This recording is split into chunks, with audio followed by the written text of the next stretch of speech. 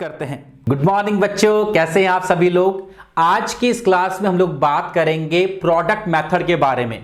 Product method के बारे में हम सीख चुके हैं कि जब आपके पास में अमाउंट ऑफ ड्राइंग्स और टाइम ऑफ ड्राइंग्स दोनों अनइक्वल हो या दोनों में से कोई भी एक अनइक्वल हो तो उस केस में हमको प्रोडक्ट मेथड लगाना होता है। इसका परफेक्ट एग्जांपल जो है वो है आपका 29th इलस्ट्रेशन, पेज नंबर है 1.42। ओपन कर लीजिए अपनी बुक्स के अंदर। देखिए बच्चों, in a partnership partners are charged interest on drawings at 15% per annum.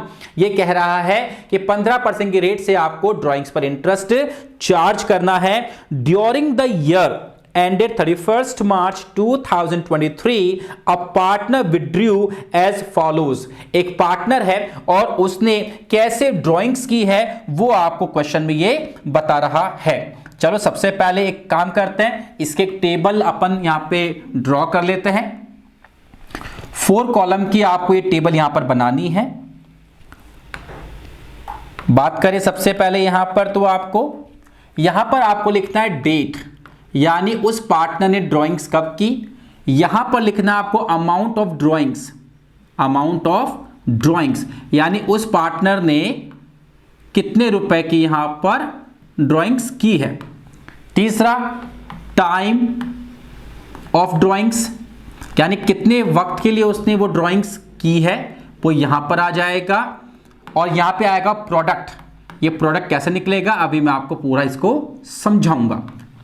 चलिए, सबसे पहले ये कह रहा है एग्जाम्पल में कि जो पार्टनर है उसने 1 मई को 2000 रुपए के ड्राइंग्स की। तो सबसे पहले यहां डेट लिखिएगा, 1 मई को इस भाई ने 2000 रुपए की ड्राइंग्स की है।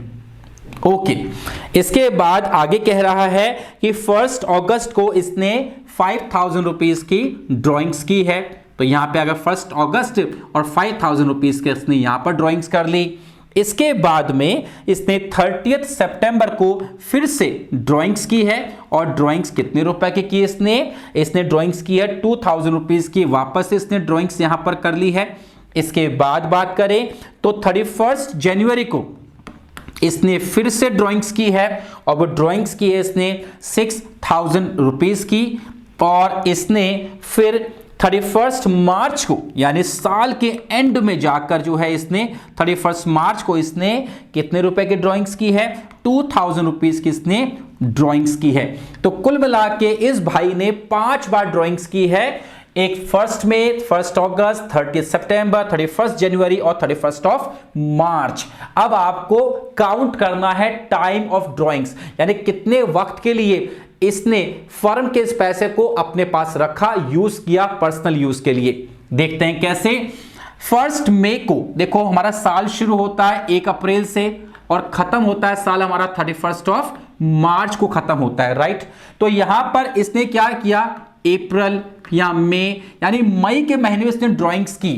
तो इसने अपने पास पैसा कहां तक रखा, 31 मार्च तक रखा। तो मई से काउंट करेंगे 31 मार्च तक तो 11 महीने आएंगे। इसका मतलब यह हुआ कि इसने इस 2000 रुपए को 11 महीने के लिए यूज किया। इसके बाद 1 अगस्त को इसने ड्राइंग्स की। तो अगस्त से 31 मार्च काउंट कर लीजिए। अगस्त, सितंबर, अक्टूबर, नवंबर, दिसंबर, जैन, फेब, मार्च, यानी 8 महीने के लिए इसने इस अमाउंट को यूज किया। इसके बाद 2000 रुपए इसने निकाले 30 सितंबर को। तो सितंबर तो खत्म हो गया, अक्टूबर से काउंट करेंगे, अक्टूबर, नवंबर, दिसंबर, जैन, फेब और मार्च, यानी इसने इस 2000 रुपए को 6 महीने के लिए यूज किया है। इसके बाद 31 जनवरी को इसने 6000 रुपीज विड्रॉ किए थे। तो अगर 31 जनवरी से काउंट करेंगे तो जैन का महीना पूरा खत्म हो चुका है, फरवरी और मार्च, तो 2 महीने के लिए इसने इस अमाउंट को यूज किया। और इसने 31 मार्च को इसने ड्राइंग्स की है और साल खत्म हो गया, इसलिए यहां पर कोई भी टाइम पीरियड नहीं आएगा क्योंकि इसने साल की बिल्कुल आखिरी डेट को ड्राइंग्स चार्ज की है। आप सोचिए ना, अगर आप किसी से कुछ पैसा उधार लोगे ब्याज पे तो क्या वो हाथों हाथ आपसे ब्याज लेगा क्या? नहीं ना, 1 महीना पास तो तभी तो आपको इस पे इंटरेस्ट पे करना होगा। तो यहां पर 31 मार्च को जो इसने ड्राइंग्स की है इस पे कोई भी टाइम पीरियड काउंट नहीं होगा। हां, अगर इसने 1 मार्च को ड्राइंग्स की होती तो पूरा मार्च का महीना काउंट हो जाता और मैं यहां पर 1 लिखता, लेकिन यहां पे आपको लिखना पड़ेगा 0।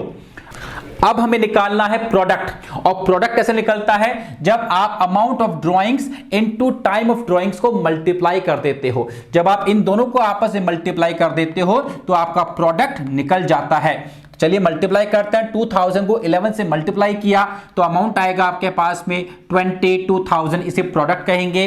5000 को मल्टीप्लाई करेंगे 8 से तो आपके पास अमाउंट आएगा 40,000। इसके बाद में 2000 को मल्टीप्लाई करेंगे 6 से तो आपके पास आएगा 12,000। इसके बाद में 6 को फिर 2 से करेंगे तो वापस से 12,000 आएगा, और 0 जिससे भिड़ता है उसको भी 0 कर देता है, तो यहां पर अमाउंट आएगा 0। अब आप इस पूरे को ऐड कर लीजिए, तो ऐड करने पर पहला है 22,000, फिर 40,000, फिर 12,000, उसके बाद फिर से 12,000। ये जो टोटल आपके पास आया ये आया 86,000। इस 86,000 को क्या कहते हैं, इसको कहते हैं टोटल प्रोडक्ट, यानी इस पूरे प्रोडक्ट का आपने टोटल लगा लिया, ये आ गया आपके पास में 86,000। अब इसके ऊपर आपको इंटरेस्ट ऑन ड्राइंग्स निकालना है, तो उसका फॉर्मूला क्या होता है, इंटरेस्ट ऑन ड्राइंग्स ऐसे केस में इसका फॉर्मूला होता है total of products into rate of interest into 1/12। ये इसका एक फिक्स फॉर्मूला है जिसको आपको अप्लाई करना है। टोटल ऑफ प्रोडक्ट कितना आया था, 86,000, जो अपने पीछे अभी यहां पर देखा था 86,000। रेट ऑफ इंटरेस्ट इसने एग्जाम्पल में कहा है 15% की रेट से आपको ड्राइंग्स पर इंटरेस्ट चार्ज करना होगा इनटू 1/12। तो इसको एक बार सॉल्व कर लेते हैं, कैलकुलेशन कर लेते हैं। 86,000 इंटू 15% अपॉन 12, 1075, यानी 1075 रुपए की ड्राइंग्स पर इंटरेस्ट बनता है, जो कि यह पार्टनर फर्म को देगा। फर्म की इनकम है, क्रेडिट में आएगा, पार्टनर खर्चा है, यह डेबिट में आएगा।